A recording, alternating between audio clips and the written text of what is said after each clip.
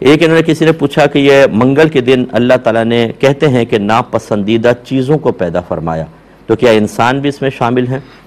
یہ عموماً ایسا نہیں ہوتا۔ اگر آپ نے کسی روایت میں پڑھا ہے کہ ناپسندیدہ چیزوں کو پیدا فرمایا تو اس میں وہ امور ہوتے ہیں جو خبائث کہلاتے ہیں، اور یہ ذہن میں رکھیں کہ اس کی وجہ سے کسی دن کو منحوس سمجھنا اور غلط سمجھنا یہ غلط ہوگا۔ منگل کے دن ہی آپ دیکھیں گے ہزاروں بزرگ پیدا ہوئے ہوں گے، بعض انبیاء علیہ السلام پیدا ہوئے ہوں گے، اچھے اچھے واقعات ہوئے ہوں گے منگل کے دن ہی۔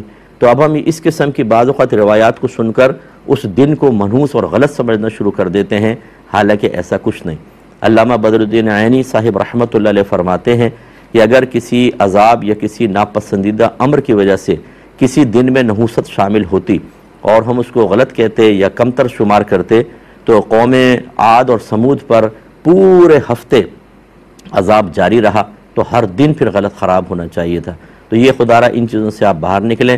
ٹھیک ہے، اگر ناپسندیدہ چیز اللہ نے پیدا بھی فرمائی، اور وہ صرف منگل کو ہی نہیں، وہ تو جب اللہ تعالیٰ نے چاہا جب کیا، تو اس کی وجہ سے دن کو منحوس نہ سمجھیں۔ دن اپنی جگہ بالکل ایک صحیح حیثیت رکھتا ہے۔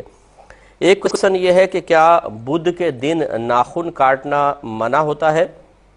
تو جی ہاں، ہمارے نبی کریم صلی اللہ علیہ وسلم نے ارشاد فرمایا کہ جو بدھ کے روز ناخن کاٹے اسے برس کا مرض ہو جائے گا۔ تو اس لیے بدھ کے روز ناخن کاٹنے سے ذرا اجتناب کرنا چاہیے۔ برس کا مرض جو ہوتا ہے اس میں سفید سفید دھبے پڑ جاتے ہیں پورے بدن پر، تو کھال علیحدہ نظر آتی ہے، دھبے الگ نظر آتے ہیں، تو بدنمائی سی پیدا ہو جاتی ہے۔ اب اس کی حکمت اللہ ہی بہتر جانتا ہے کہ بدھ کے دن ناخن کاٹنے میں آپس میں کیا ایسا تعلق ہے کہ ایک منفی اثر مرتب ہوتا ہے اور برس کا مرض ہو جاتا ہے۔ اچھا، یہ بھی ضروری نہیں ہے کہ اگر کوئی کاٹے تو واقعی اس کو ہو جائے۔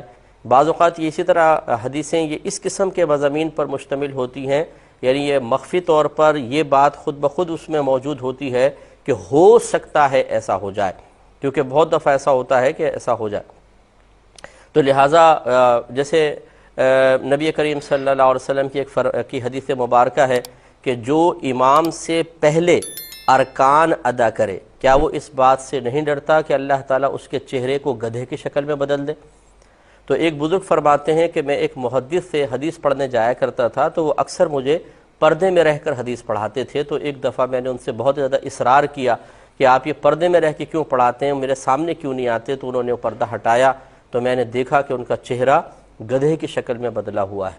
تو میں نے گھبرایا، میں نے پوچھا کہ ایسا کیا ہوا؟ تو انہوں نے یہ کہا کہ میں نے یہ حدیث سنی تھی، اور اس حدیث کو سن کر میں نے یہ سوچا کیسے ہو سکتا ہے کہ کوئی امام سے جان بوجھ کر آگے بڑھے، یعنی امام نے ابھی رکوع نہیں کیا ہم رکوع کر لیں، امام ابھی سجدے میں نہیں پہنچا ہم سجدے میں پہنچ جائیں، امام صاحب نے ابھی سر نہ اٹھایا ہم پہلے سر اٹھا لیں۔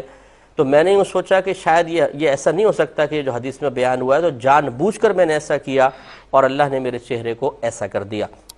تو اس لیے اب دیکھیں بہت سارے میں نے ایسے دیکھے ہیں لوگ کہ ابھی امام سجدے میں ہوتے ہیں وہ پہلے اٹھ جائیں گے، ابھی امام صاحب نے تکبیر پوری نہیں کی انہوں نے ہاتھ باندھ لیں گے تو وہ تھوڑا سا آگے، لیکن ہر ایک کا چہرہ تو گدھے کی شکل میں نہیں بدل رہا، یعنی ایسا ہو سکتا ہے۔ تو اس لیے بدھ کے روز اگر کوئی ناخن کاٹتا ہو اور اسے برس کا مرض نہ ہوا تو وہ حدیث سن کر یہ نہ کہے کہ مجھے تو آج تک کچھ بھی نہیں ہوا، اللہ نہ کرے ایسا ہو بھی سکتا ہے، اس لیے اجتناب کریں۔ ایک چھوٹا سا بریک لیں۔